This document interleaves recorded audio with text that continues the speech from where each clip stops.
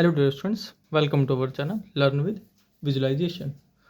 आज हम आपके सेक्शन सीरीज का प्रैक्टिस सेट 38 लेकर आए हैं। जिसने पिछले प्रैक्टिस सेट 37 नहीं देखे उनको ज़रूर देखेंगे। मैंने प्रैक्टिस सेट की प्लेलिस्ट बना दी है, आप इसी चैनल की प्लेलिस्ट में जाएंगे, सक्षम सीरीज प्रैक्टिस सेट नाम से आपको मिल जाएगी प्रैक्टिस सेट।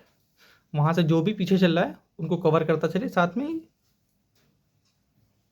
और वीडियो को शुरू करने से पहले वीडियो को लाइक कर लीजिए, चैनल को सब्सक्राइब कर लीजिए और वीडियो को ज़्यादा शेयर करें। और किसी भी क्वेरी या किसी भी क्वेश्चन के लिए या कोई आपके दिमाग में कुछ प्रॉब्लम हो तो आप मुझे LWV_official इस पर क्वेश्चन करके आप अपना क्वेश्चन पूछ सकते हैं। कोई भी अपनी प्रॉब्लम एजुकेशन से रिलेटेड है वो डिस्कस कर सकते हैं। और इस बात का मैं आपको हर बार बताता हूँ कि आप सबसे बेहतरीन प्रैक्टिस सेट लगा रहे हैं जो कि आपके पेपर में टू द पॉइंट ही होगा। आपको जो पेपर में आता है वही चीज़ आपको मैं प्रोवाइड करा रहा हूँ। चलिए शुरू करते हैं। हमेशा कहते हैं क्लोसेस्ट से शुरू करेंगे। आप वीडियो को पॉज कर लीजिए और क्लोसेस्ट को पढ़िए और अपने ये रहा आपके सामने क्लोसेस्ट, ये रहा और ये रहे आपके 5 ऑप्शन। ठीक है, इनको टिक कर लीजिए। ये रहे 5 ऑप्शन और ये रहे आपका क्लोज टेस्ट। आई होप आपने कर लिया होगा। चलिए अब मैं पढ़ता हूँ क्या दिया है। Historians dash condemn the acquisition क्या होता है? अधिग्रहण of Sindh by the British in strong dash the causes for annexation were deliberately क्या होता है? इंटेंशनली, जानबूझकर, dash like many episodes in the British conquest by Indian the Afghan was is क्या लिखा है? The Afghan was also a tale of bullying tactics and dash. However, in the instance of first Afghan war, the English suffered terribly कहाँ गया? Terribly at the dash of the Afghans with a corresponding loss of prestige. अब देखिए historians, पहले option discuss कर लेते हैं। कोई option ऐसा हो जो पहली बार आपके सामने आ रहा हो उसको डिस्कस कर लेंगे। कैजुअली, जानते हैं कैजुअली चीज़ें होती हैं ना। जनरली रिगोरस में हर बार बताता हूँ। एडमेंट, कठोर, है ना, जिद्दी, ऑब्स्टिनेट, ऑब्ड्यूरेट, कई वर्ड बता रखे हैं मैंने। अनइंटेंशनल, है ना, जो चीज़ जानबूझकर ना हो, है ना। लेटर जानते हैं, पैराग्राफ, पोएट्री, वर्ड्स अच्छे से। सीव मीन्स क्या होता है? सिलना, है ना। सेविंग मशीन नहीं होती है। कंसीडर, फासन एक होता है हासन। चलिए जब अभी आऊँगा तब बताऊँगा। मैन्युफैक्चर्ड क्या होता है? कोई चीज़ बनी हुई, है ना, जहाँ पर बनती है उसको बोलते हैं मैन्युफैक्चर्ड, है ना। इनकन्वीनियंस मतलब प्रॉब्लम वगैरह होना, प्रॉब्लम क्रिएट होना। फेथ जानते हैं, विश्वास। हार्मनी, एग्री, डिसीट, छल, धोखा, छलावा। पाम ये हथेली, है ना। Mind, hands, heart. चलिए कोई दिक्कत नहीं है।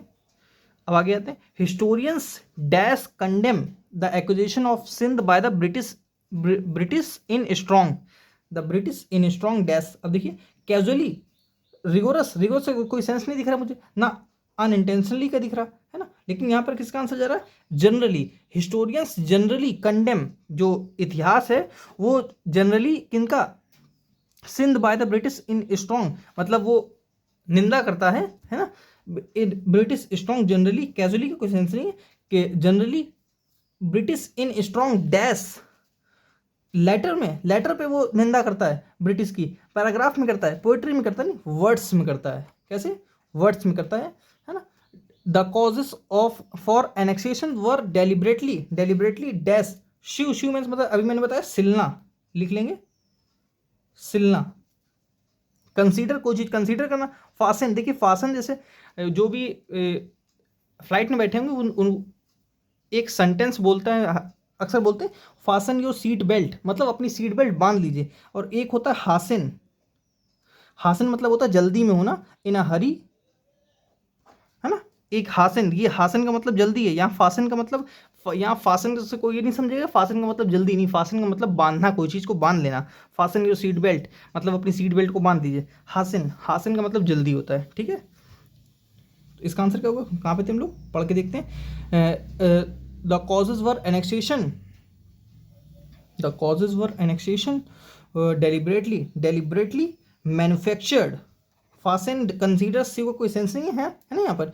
देखिए क्या है, वर deliberately manufactured like many episodes in the British conquest of India. The Afghan was also a tale of bullying tactics and inconvenience, faith, harmony, deceit।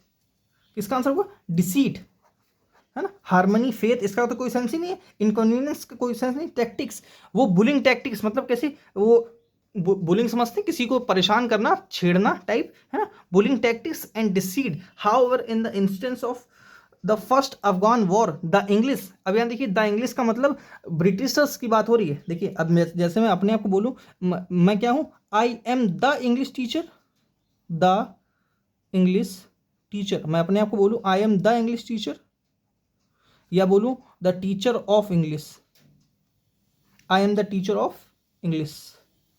अब मैं पूरा सेंटेंस नहीं लिख रहा हूँ, खाली जहाँ पर समझाना है वहाँ समझा रहा हूँ। अब यहाँ देखिए, यहाँ द इंग्लिश का मतलब क्या है? ब्रिटिशर्स। देखिए जब भी किसी सब्जेक्ट नेम से पहले द लग जाए तो वो किसको दिखाने लगता है?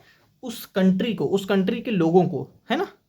तो यहाँ पर मतलब है ब्रिटिशर्स टीचर है ना। वो इंग्लिश सब्जेक्ट का टीचर नहीं है, वो द इंग्लिश मतलब ब्रिटिश इंग्लैंड का टीचर है ना। और ऐसे यहाँ क्या लिखा? The teacher of English. अब यहाँ पर अंग्रेजी का टीचर है, ठीक है, अंग्रेजी सब्जेक्ट का टीचर है। जैसे बोलूँ जर्मन, द जर्मन टीचर, है ना। अब यहाँ द जर्मन टीचर का मतलब क्या है? वो जर्मन में रहने वाला टीचर, जर्मन का टीचर है। और ऐसे बोला जाए the teacher of German, German subject को पढ़ाने वाला टीचर है। अब जिस किसी सब्जेक्ट नेम से पहले दा नहीं लगाते हैं ना, अगर वो दा लगाते हैं तो वो किसको दिखाता है? उस कंट्री को दिखाने लगता है, उस कंट्री के लोगों को, पीपल को दिखाने लगता है, ठीक है। आई होप समझ में आया होगा। तो यहाँ पर क्या लिखा है? The English suffer terribly at the dash palms. Palms में बता दिया, माइंड, हैंड। इसका आंसर क्या होगा? हैंड। हार्ट का कोई सेंस नहीं है ना। आपका 5 में क्या स्कोर रहा उसको जरूर कमेंट करेंगे। पनेशिया, देखिए पनेशिया वर्ड हर ऐसा कोई एग्जाम नहीं बचता है एसएससी में कि वो पूछे नहीं। मतलब अगर एग्जाम में 10 शिफ्ट हैं तो 10 में 2 में 99% कन्फर्म है कि पेनेशिया वर्ड कहीं ना कहीं वो पूछ लेगा।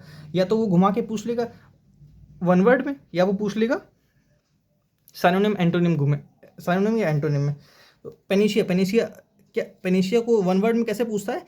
अ remedy for all, a remedy for all मतलब हर, a remedy for all disease, ऐसे लिख लीजिए, ठीक है। मतलब हर रामबाण इलाज, हर मर्ज का एक इलाज है पनेशिया, रामबाण इलाज उसको बोलते हैं ना। इसका आंसर क्या होगा? रेमेडी। प्रेशर जानते हैं, सर्वे, निरीक्षण करना, है ना। मिरेकल, मिरेकल क्या होता है? एस्टोनिशमेंट, एस्टोनिशमेंट मतलब आश्चर्य होना, मिरेकल होना। खैर रेमेडी, रेमेडी वर्ड में बता रहा था ना, तो रेमेडी पे कुछ वर्ड लिखिए। जैसे क्योर फॉर ऑल डिसीज लिखवा दिया, एलेक्सिर लिखिए, एलेक्सिर। एक लिखिए पैन फार्माकॉन, पैन फार्माकॉन, ठीक है। और एक लिखिए नॉस्ट्रम, एक लिखिए कैथोलिन, ठीक है। चलिए आगे बढ़ते हैं। रेमेडी वर्ड लिखिए। कॉम्पिटेंट, सिनोनिम क्या दिया? कॉम्पिटेंट। कॉम्पिटेंट कौन होता है? जो इंसान सावेंथ हो, है ना, बहुत एक्सपर्ट हो, एक्सपर्ट हो, है ना। शार्प एज निडल हो, शार्प एज कुकी हो, है ना, sharp edge needle, sharp edge a needle, ठीक है। और मैं क्या बता था? वर्ड, ये तो खैर मैंने ईडियम बता दिया एक, है ना। सावंत, एक्सपर्ट, ड्यूएन, वर्ड लिखेंगे मेरे साथ साथ लिखते चलेंगे। ड्यूएन, और क्या लिखते हैं? एग हेड, और लिखिए डेक्स्ट्रस। मैं ये वर्ड करवा चुका हूँ, मैं सिर्फ रिवीजन करवा रहा हूँ। डेक्स्ट्रस, इंजेनस, इनजेनस, ये अलग होता है, ये मुझे कमेंट करेंगे इसका मतलब क्या होता है, ठीक है। मैं इंजीनियस लिख रहा हूँ, ठीक है, इंजीनियस। एक्यूमेन, एफिसिनाडो, एफिसियोनाडो, ठीक है। एक लिखते हैं वर्सेटाइल, ठीक है। इसका आंसर क्या होगा? क्वालिफाइड। चैटी, चैटी क्या होता है? चैटी मीन्स, एक सेकेंड इससे लिख देता हूँ। चैटी, चैटी कौन होता है? टॉकेटिव। चैटर बॉक्स मैंने करवाया है, गैबी करवाया है ना। और मैंने क्या करवाया? टॉकेटिव करवाया है। वन हु इज टॉकेटिव, जो बहुत बोलता हो। One who is talking too much, है ना, टॉकेटिव। गैरुलेस, इन सब का मतलब क्या होता है? जो बहुत बोलता हो। अनस्किल्ड, जानते हैं अनस्किल्ड, जिसके पास कोई स्किल्ड ना हो, और स्किल्ड हो तो वो कॉम्पिटेंट हो गया, सेवंथ हो गया, एक्सपर्ट हो गया, शार्प एज नेडल हो गया। डम्ब, नूब, इनका कोई सेंस नहीं है ना। इसका आंसर क्या होगा? ए। चलिए आगे बढ़ते हैं। क्या दिया?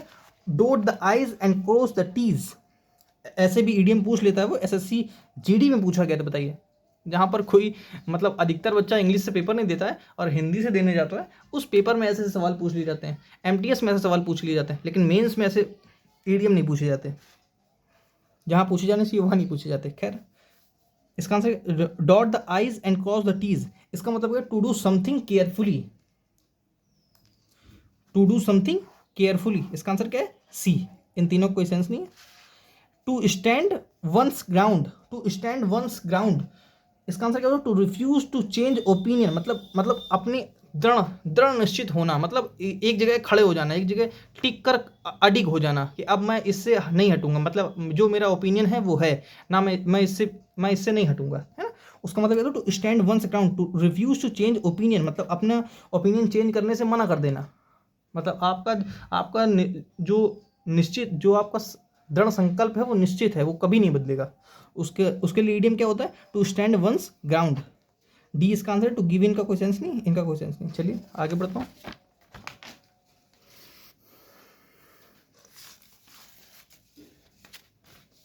10th number question. Everyone everyone around me everyone around me has ignored my plea. Plea क्या होता है? मैंने बताया था, रिक्वेस्ट, है ना। इग्नोर्ड का ईडियम ही पूछा है। इग्नोर्ड का मतलब क्या होता है? टर्न डेफियर। टर्न डेफियर का मतलब किसी पर ध्यान ना देना, है ना, अनसुना कर देना किसी की बात को, उसको क्या बोलते हैं? इग्नोर्ड या टर्न डेफियर। ये तो ईडियम का मीनिंग होगा। Twist my arm, twist my arm का मतलब क्या होता है? एक सेकेंड,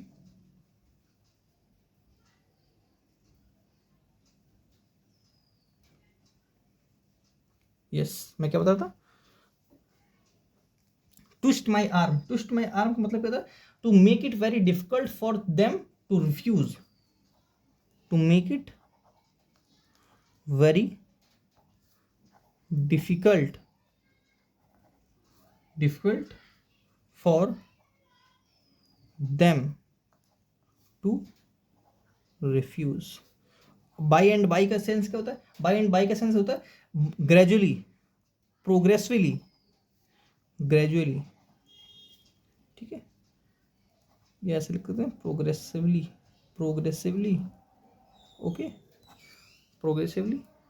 पाइप ड्रीम, अब मुझे बताना तो यहाँ गंदा हो जाएगा, मैं दूसरा पेपर ले लेता हूँ फिर बताता हूँ। देखिए क्या लिखा है यहाँ पर, वर्ड एक पाइप ड्रीम, है ना। पाइप ड्रीम, पाइप ड्रीम, या बोल सकते हैं आइवरी टावर, आइवरी टावर, मेरे साथ लिख लेंगे। पाइप ड्रीम, आइवरी टावर, या एक वर्ड, एक इडियम और लिखिए, build castles in the air. इन तीनों का मतलब क्या होता है? हैव अनरियलिस्टिक आइडिया, ठीक है। हैव अनरियलिस्टिक आइडियाज, मतलब ऐसे आइडियाज आना जो प्रैक्टिकल ना हो, उनको क्या बोलते हैं? Pipe dream, Ivory tower, build castles in the air, है ना। मतलब हवा में महल बनाना, है ना। हवा में महल बनाना मतलब क्या? मतलब कुछ भी जो चीज़ प्रैक्टिकल नहीं है, आप वैसी बातें कर रहे हैं, है ना, उसको बोलते हैं। इसका आंसर क्या है? बी। इन तीनों क्वेश्चंस नहीं, लेकिन मैंने इन दोनों को मतलब बता दिया, है ना। चलिए आगे बढ़ते हैं। If I was queen I would give a handsome sum towards education. देखिए यहाँ पर हैंडसम, हैंडसम मतलब क्या है, मतलब एक बहुत बड़ा ह्यूज अमाउंट, बहुत बड़ा ह्यूज अमाउंट में एजुकेशन की तरफ देती। अगर मैं क्वीन होती, है ना, तो ये किस में जाता है, वर। मैं इसको डिस्कस कर चुका हूँ, है ना, बहुत अच्छे से। कब, कहीं पर इफ लगा हो या आई विश हो, है ना, तो ये किसको दिखाता है, इसको हमेशा पास्ट में ले जाइए और ये सिर्फ वर्ब की सेकंड फॉर्म होगी, हैड, या वर्ब की सेकंड फॉर्म, या वर, यही लगा सकते हैं। ये टेंस नहीं होता है ना, इसको टेंस की तरह यूज नहीं करते हैं। काश ऐसा होता है, तो काश जब कुछ चीज ऐसी है तो नहीं, तो वहां पर क्या लगाते हैं, वर्ब की सेकंड फॉर्म, मूड वर्ब होती है। मैं आपको बता भी चुका हूँ पिछले किसी प्रैक्टिस सेट में, मुझे याद नहीं मैंने किस प्रैक्टिस सेट में डिस्कस किया था। ये सब मूड वर्ब होती हैं। और जो वैसे यूज करते हैं, जैसे बता देता हूँ, he had a money, sorry he had a car लिखिए, मनी नहीं, क्योंकि मनी अनकाउंटेबल होना चाहिए। ही हैड अ कार, अब मैंने क्या कहा, उसके पास कार थी। यहाँ हैड क्या है, वर्ब की सेकेंड फॉर्म, है ना। अब मैं लिखूं I wish he had a car. अब यहां पर ये क्या है, मूड वर्ब है, ठीक है। मैं पीछे डिस्कस कर चुका हूं, लेकिन रिवीजन के लिए बता रहा हूं, है ना। I wish he had a car. अब यहां पर ये क्या है, ये टेंस का पार्ट नहीं है, नॉट अ टेंस, ये टेंस है, उसके पास कार थी, ये पास्ट इंडेफिनिट टेंस है, ठीक है। ये पास्ट इंडेफिनिट है, लेकिन ये क्या है, मूड वर्ब है। मतलब काश उसके पास कार होती, प्रेजेंट है, प्रेजेंट की बात कर रहे हैं, प्रेजेंट इमेजिनेशन की बात हो रही है, लेकिन इसमें कैसे दिखा रहे हैं, काश उसके पास कार होती, है ना। जैसे मैं बोलूं if I were if I were a king, है ना। अब मैं बोलूं आई वॉज अ किंग, मैं राजा था, है ना। या ऐसे बोले ही, अब अपने लिए आ जाएगा तो sentence he was a king, है ना, ही वॉज अ किंग, वो राजा था। अब मैं बोलूं, ऐसे बोलूं if he was a king, तो वो गलत हो जाता, if he were a king, काश वो राजा होता, है ना, वह राजा था। ये क्या है, पास्ट इंडेफिनिट टेंस है ना। लेकिन if he were a king, ये मूड वर्ब है, नॉट अ टेंस, ठीक है। आई होप समझ आई होगी मैं क्या कहना चाह रहा हूँ। तो यहाँ पर ये क्या है, मूड वर्ब है। जब मूड वर्ब आती है तो मूड वर्ब किस में लिखते हैं, पास्ट पास्ट में ले जाते हैं, वर्ब की सेकंड फॉर्म में, पास्ट इंडेफिनिट नहीं होता है वो, है ना, वो मूड वर्ब होता है ना। और अगर वॉज या वर यूज करना पड़े तो वॉज यूज नहीं करते हैं, वो सिंगुलर हो या प्लूरल हो या वो कुछ भी हो, आप हमेशा वर लगाइए या वर्ब की सेकंड फॉर्म लगाइए। वो किसको दिखाएगी, मूड वर्ब को, ठीक है। यहाँ पर क्या कहना चाहिए था, वर। चलिए आगे बढ़ते हैं। Mister Adil called back but he was not able to find the scooter part he needed. Simple है, यहाँ कॉल्ड बैक नहीं, कॉल्ड अराउंड होना चाहिए। अभी समझाता हूं कैसे।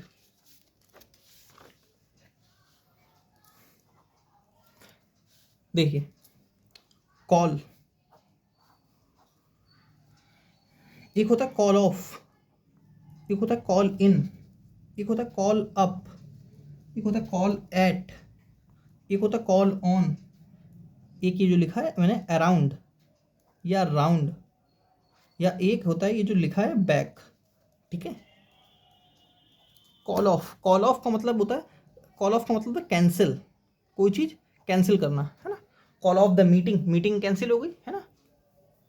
The manager called off the meeting, manager ने मीटिंग कैंसिल कर दी, है ना। कॉल इन का मतलब होता है सम्मन, सम्मन, सम्मन समझते ना, सम्मन, सम्मन फॉर हेल्प, ठीक है। और कॉल अप का मतलब होता है रिमेंबर, किसी को याद करना, या टेलीफोनिक वे में भी यूज करते हैं, किसी को कॉल करना, कॉल अप, है ना। कॉल एट का मतलब होता है visit a place, visit a place. और कॉल ऑन का मतलब होता है visit a person. Call call around या कॉल राउंड का मतलब भी विजिट अ पर्सन ही होता है, पर एक चेंज होता है, ये किसके लिए होता है, शॉर्ट विजिट के लिए आता है, ठीक है। शॉर्ट विजिट के लिए आता है। कॉल बैक, कॉल बैक का मैंने मतलब क्या बताया था अभी नहीं बताया। रिकॉल, किसी को दोबारा बुलाना है ना, ऑडिशन के लिए या किसी भी चीज़ के लिए किसी को दोबारा रिकॉल करना, बुलाना, उसको बोलते हैं recall.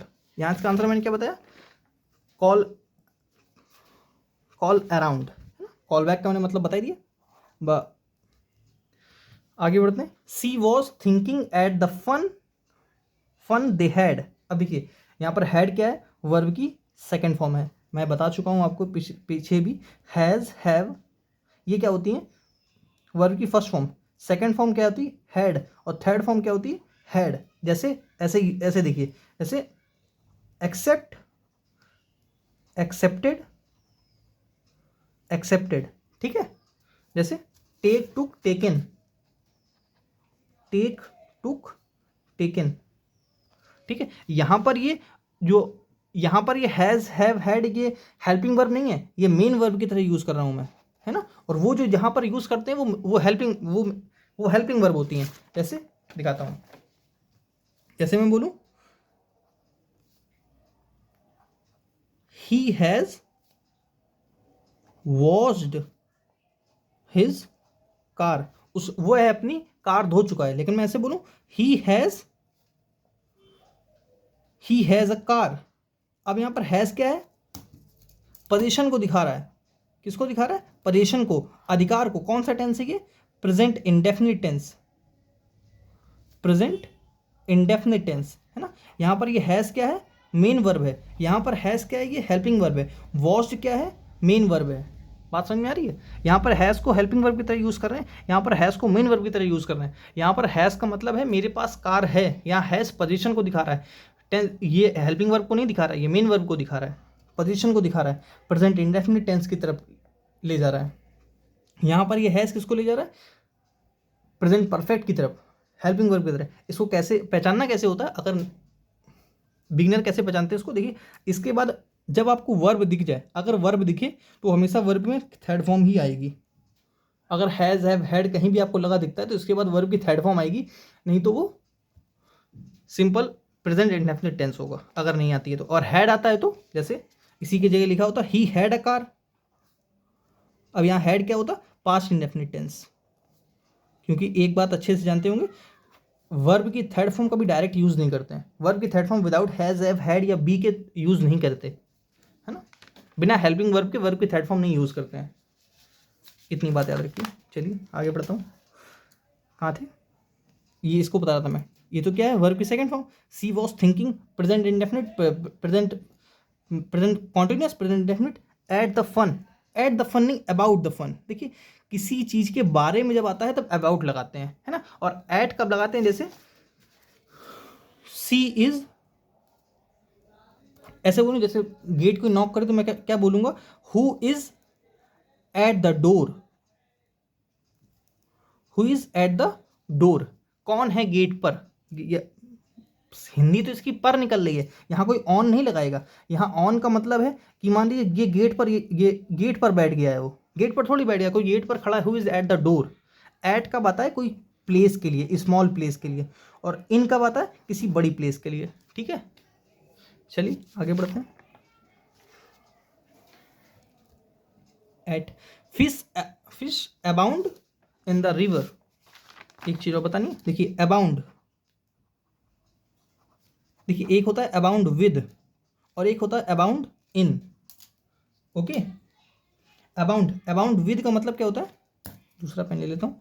Abound with, abound with का मतलब होता है फील्ड। अबेंडेंट मतलब कोई चीज प्रचुर मात्रा में भरी हो, है ना, प्रचुर हो। और अबाउंड इन, अबाउंड इन का मतलब होता है कहीं पर रहने के सेंस में यूज करते हैं, कहीं पर रहने की सेंस में, रहने की सेंस में, ठीक है। तो यहां पर क्या लिखा है, fish abound in the river, वो रिवर में रहती है। रिवर फिश से थोड़ी भरी है, रिवर तो पानी से भरी होती है ना। ऐसा लिखा होता वाटर अबाउंड इन रिवर, है ना, लॉजिकल सेंटेंस है लेकिन मैं एक बात बता रहा हूँ, है ना। वो तो वहां पर इन सही होता, लेकिन यहां पर क्या दिया है, फिश। तो फिश कहाँ रहती है, पानी, नदी में रहती है, तो क्या होना चाहिए था, फिश अबाउंड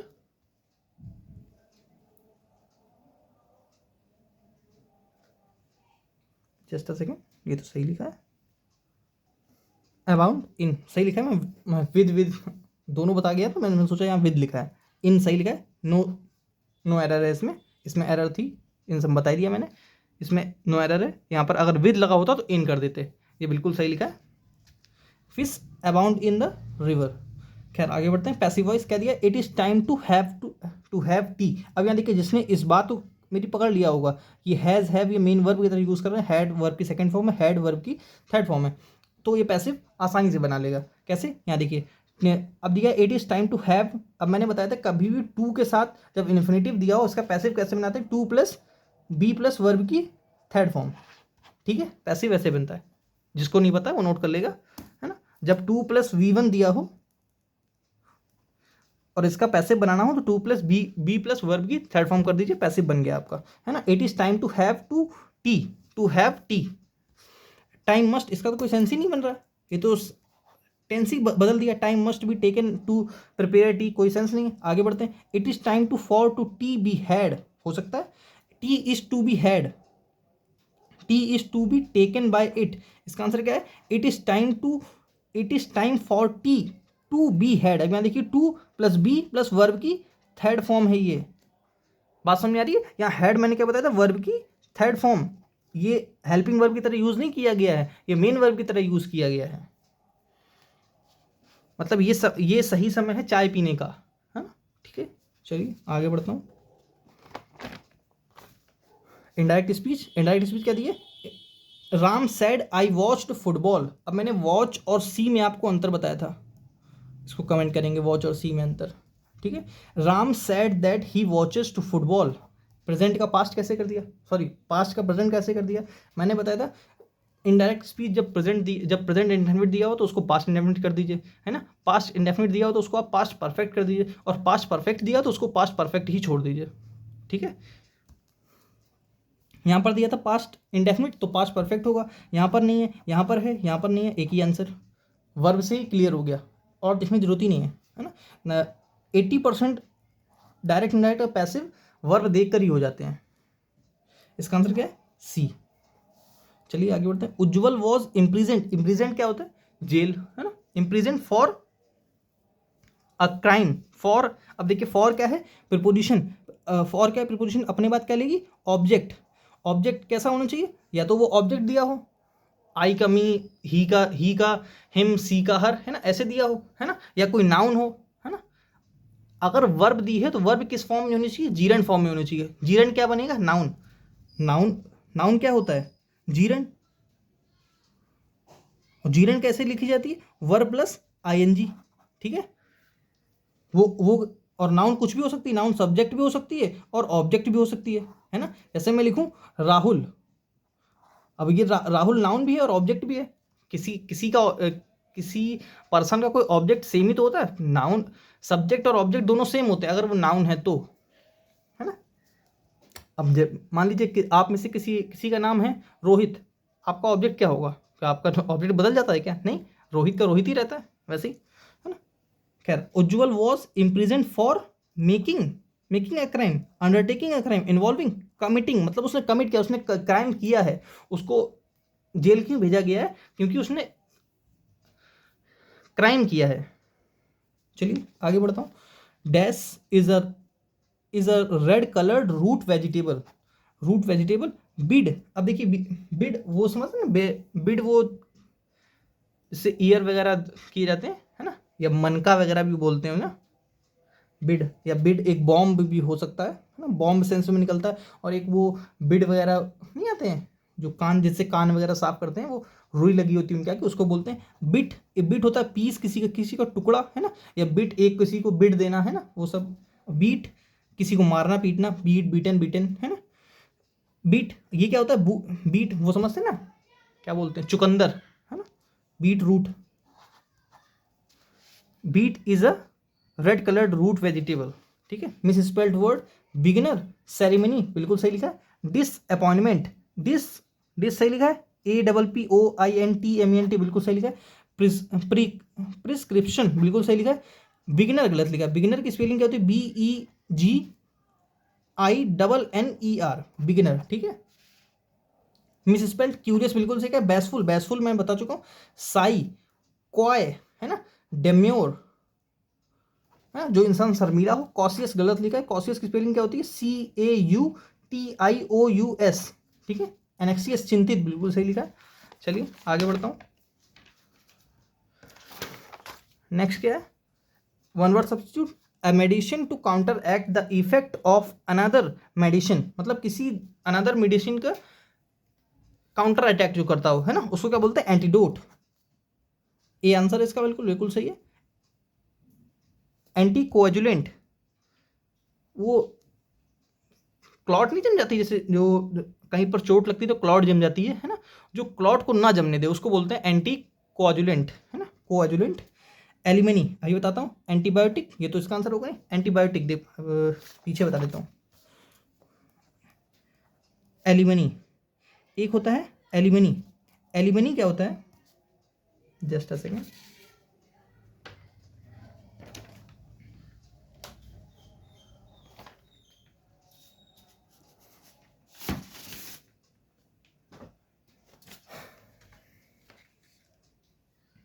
जी मैं कहा था alimony.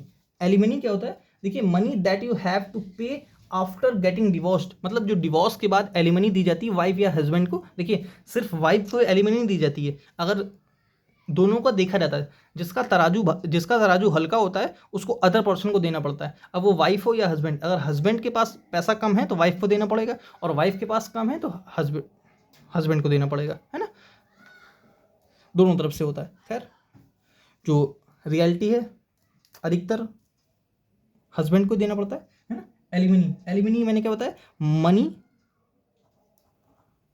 That you have to pay after getting divorced, ठीक है। और एक होता है कंपनसेशन, एलिमनी को कोई कंपनसेशन से नहीं जुड़ेगा, कंपनसेशन अलग चीज होती है। कंपनसेशन क्या होता है, money that you pay to somebody because you have injured them और लॉस्ट और डैमेज देयर प्रॉपर्टी, मतलब किसी का जब आप नुकसान करते हैं किसी चीज का, मान लीजिए ये मेरे डॉक्यूमेंट्स हैं, आप इसका नुकसान करते हैं, आप इसको फाड़ दें, जला दें, तो आपने क्या किया, मेरे डॉक्यूमेंट का डैमेज कर दिया, तो मुझे आप इसका कह देंगे कंपनसेशन देंगे। मान लीजिए मेरा मोबाइल आपसे टूट जाए तो आप क्या देंगे मुझको, उसको कंपनसेशन देंगे, एलिमनी थोड़ी देंगे। एलिमनी तो वाइफ और हस्बैंड के बीच जब डिवोर्स होता है, जब सेपरेट होते हैं तब एलिमनी दी जाती है ना। कंपनसेशन में मैंने क्या बताया, मनी दैट यू पे to somebody because you have injured them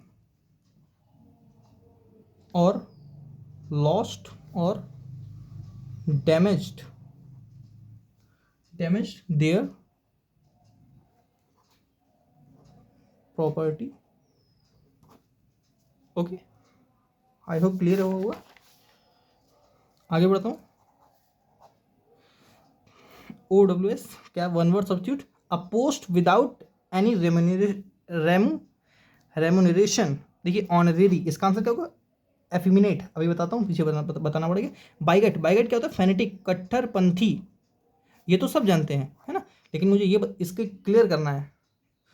illegible, जिसको पढ़ाना जा सके, वेग, अस्पष्ट, अनक्लियर, अनक्लियर वर्ड में वर्ड कराया, और क्या करवाया था, अनक्लियर करवाया था, ऑब्सक्योर करवाया है, एम्बिगुअस करवाया है, यहाँ लिख देता हूँ ऑब्सक्योर, इनका मतलब होता है जो चीज़ अनक्लियर हो, ठीक है।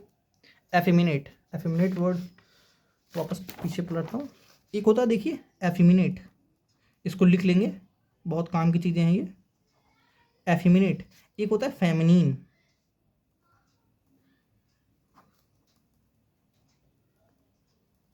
एक होता है फेमिनिस्ट, बताएगा कोई इसका मीनिंग, एफेमिनेट क्या होता है, फेमिनीन क्या होता है, और फेमिनिस्ट क्या होता है। अब देखिए एफेमिनेट होता है, एफेमिनेट ऐसा इंसान जिसका गर्ल्स या औरतों की तरह बिहेव हो, वुमेन महिलाओं की तरह बिहेव करता हो। अ मैन, क्या लिख रहा हूं मैं, a man who behaves like women, ठीक है, लाइक अ वुमेन, ए है ये, ठीक है, लाइक अ वुमेन। और फेमिनिन, फेमिनिन क्या होता है, क्वालिटीज रिलेटेड टू वुमेन और गर्ल्स, जिसकी क्वालिटीज उसके जैसी हों, क्वालिटीज रिलेटेड टू वुमेन और गर्ल। और फेमिनिस्ट, फेमिनिस्ट कौन होता है, जो इंसान सपोर्ट करता है किसकी, जैसे जो महिलाओं के राइट्स के लिए जो बोलता है उसको क्या बोलते हैं, फेमिनिस्ट। मतलब जो जो उनके अधिकार के लिए खड़ा हो, उनको सपोर्ट करे, है ना, ऐसे लिख सकते हैं, वन हु एडवोकेट्स। अब यहाँ एडवोकेट्स का मतलब एडवोकेट कोई नहीं निकालेगा, अच्छे से पता होना चाहिए एडवोकेट मैं क्यों लिख रहा हूँ। One who advocates equal rights for women, ठीक है। आई होप ये क्लियर होगा एफिमिनेट क्या होता है। ये इसका आंसर नहीं, इसका आंसर क्या है, सी। चलिए आगे बढ़ते हैं। पैराजम्बल, अब देखिए पैराजम्बल क्या दिया, and has also created.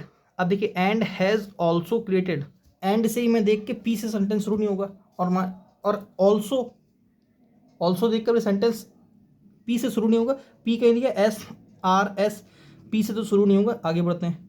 Late too much stress on teachers and students online mode of education has sorry, अभी मैंने पीछे बताया, या तो हैज़ यहाँ पर क्या हो सकता है, प्रेजेंट इंडेफिनिट, या तो ये क्या हो सकता है, प्रेजेंट परफेक्ट, है ना, हैज़, है ना। अगर ये प्रेजेंट परफेक्ट है तो इसके बाद कौन सी वर्ब आनी चाहिए, वर्ब की थर्ड फॉर्म लेड।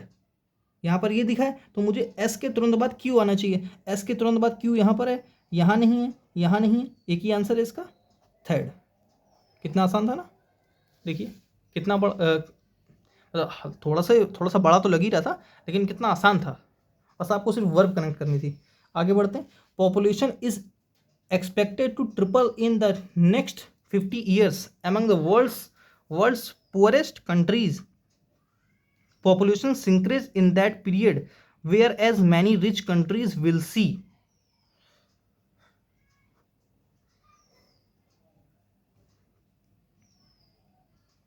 अब देखिए मुझे एक चीज समझ आ रही है, whereas many rich countries will see, whereas जहां, अब वेयर एज कुछ तो पहले बात करी गई होगी ना, तब तो अब वेयर एज वर्ड यूज करेंगे, तो यहाँ पर एस से सेंटेंस शुरू नहीं होगा, तो मेरा थर्ड गलत है, थर्ड से तो आंसर नहीं होगा। अब मेरे पास तीन बचे, PRNQ। अब देखते हैं, एमंग कौन, एमंग, पहले एमंग तो बताइए, among the world poorest countries, ठीक है, among the world's poorest countries, क्यू हो सकता है, क्योंकि आगे एमंग तो दो से ज़्यादा लोगों के बीच यूज़ होता है ना, यहाँ पर तो और poorest countries super degree use हो रही है, मतलब दो से ज़्यादा पुअरेस्ट कंट्रीज हैं, तो क्यू से हो सकता है। रुक जाते हैं, आर पढ़ के देखते हैं। Are population increase in that period, पता नहीं, ये भी क्लियर नहीं हो रहा। पी से देखते हैं, P the next 50 years, the next 50 years. Oh population is expected to triple in, वहाँ भी क्लियर नहीं हो रहा, खैर पढ़ के देखते हैं आगे, कोई दिक्कत नहीं है। अभी देखिए ये सेंटेंस किससे आर पे खत्म कर रहा है, क्यू पे खत्म कर रहा है और आर पे खत्म कर रहा है, क्या आर पे सेंटेंस खत्म हो सकता है, population increase in that period, कोई दिक्कत नहीं, आर हो सकता है। क्यू देखते हैं, क्यू पढ़ के, among the world poorest countries, पहले पी पढ़ते हैं, चलिए कोई नहीं। देखिए मुझे आंसर तो पता है, लेकिन मैं आपकी तरह से टैकल करने की कोशिश कर रहा हूँ, है ना, मुझे आंसर, और मैं क्या पढ़ने वाला था, first number, the next 50 years population is expected to triple in, whereas many rich countries will see among the world's poorest countries population increase in that period। मुझे तो सही नहीं लग रहा, खैर आगे बढ़ते हैं। सेकंड, आर से पढ़ के देखते हैं। Population increase in that period, कौन से पीरियड में? इन दैट पीरियड, मतलब पॉपुलेशन इंक्रीज से कम होने लगी, सिकुड़ने लगी, नीचे की तरफ जाने लगी, कौन से पीरियड में? That period, which period? तो आर से तो सेंटेंस शुरू नहीं होगा, तो सेकंड गलत। ठीक है, इसका आंसर क्या होगा? 4। चलिए आगे बढ़ते हैं। आगे है, हाँ एक है एक्कोलेड। एक्कोलेड क्या होता है? देखिए, एक्कोलेड मीन्स होता है रिस्पेक्ट, किसी की रिस्पेक्ट करना, है ना, रिस्पेक्ट करना, प्रेस करना। इसका आंसर, इसका एंटोनिम क्या हो जाएगा? क्रिटिसिज्म, किसी की निंदा करना, है ना। क्या बोल सकते हैं, मैं क्या लिखने जा रहा था? इग्नोमिनी, मैंने एक वर्ड आपको करवा चुका हूँ, पिल्लोरी, है ना। मैं आपको क्या एक वर्ड करवा चुका हूँ? ऑब्लोक्यू, मतलब किसी के बारे में अपशब्द बोलना, कैलुमनी, ठीक है। या बोल सकते हैं इन्वेक्टिव, या क्या बोल सकते हैं? कंडेमनेशन, उसमें वर्ड था ना, कंडेम वर्ड था क्लोज टेस्ट में, उसी से बना कंडेमनेशन। जिस भी वर्ड में सन, TION सन लग जाए, वो क्या बनता है? पार्ट ऑफ स्पीच के हिसाब से जिसमें प्रीफिक्स हो, सॉरी सफिक्स हो, वो क्या बनता है? नाउन। कंडेमनेशन, डायट्राइब, क्रिटिसिज्म, एश्योरेंस, जानते हैं कि एश्योरेंस देना, ट्रिब्यूट, प्रमोशन, ये सब जानते हैं। इसका आंसर क्या है? ए। चलिए आज के लिए इतना ही। और जिसको ये कंटेंट लग रहा है कि नहीं टू द पॉइंट सर बता रहे हैं, वो इस वीडियो को लाइक करना और सब्सक्राइब करना बिल्कुल ना भूलें, है ना। अगर लगता है आपको कि नहीं सर कुछ जो बता रहे हैं कहीं ना कहीं वो मेरे काम की चीज़ें हैं और इसे मुझे शेयर करना चाहिए, तो उसको शेयर जरूर करें और वीडियो को लाइक करना और सब्सक्राइब करना बिल्कुल ना भूलें। थैंक्स फॉर वॉचिंग, मिलते हैं नेक्स्ट क्लास में। आपको कोई भी क्वेश्चन हो या कोई क्वेरी हो तो आप मुझे LWV_official पर मैसेज करके पूछ सकते हैं। चलिए मिलते हैं नेक्स्ट क्लास में। Thanks for watching.